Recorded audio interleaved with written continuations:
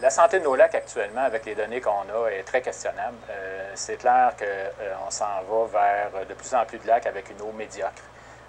Cette médiocrité-là repose sur un surdéveloppement de plantes aquatiques, surdéveloppement d'algues, dont les algues bleues, dont tout le monde a entendu parler.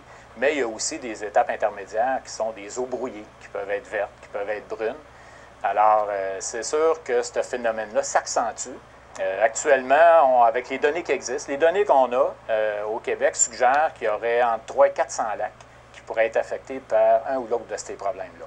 Actuellement, ce qu'on sait, ce que les données suggèrent, c'est que la principale cause, en fait, de dégradation de nos lacs, ce serait l'eau de pluie, en fait, qui ruisselle sur les terrains tout autour du lac et qui, ce faisant, va emmener dans le lac des sédiments.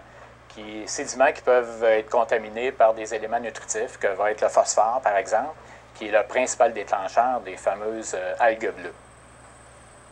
Maintenant, que fait-on pour contrer cette source-là?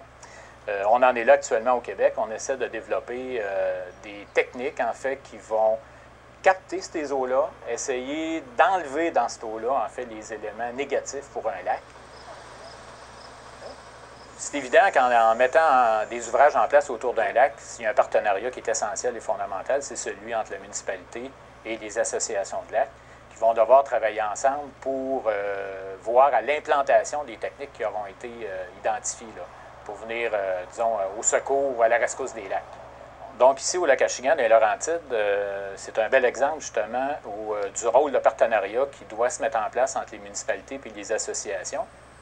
Alors actuellement, c'est sûr qu'il y a urgence de procéder dans plusieurs des lacs du Québec méridional. Certains des lacs, s'il n'y a pas des interventions à court terme, là, on parle d'une année ou deux, vont vraiment tourner d'une manière irrécupérable. Qu'on ait les techniques ou pas, ça va devenir impossible, en fait, de les ramener dans un état convenable pour les riverains.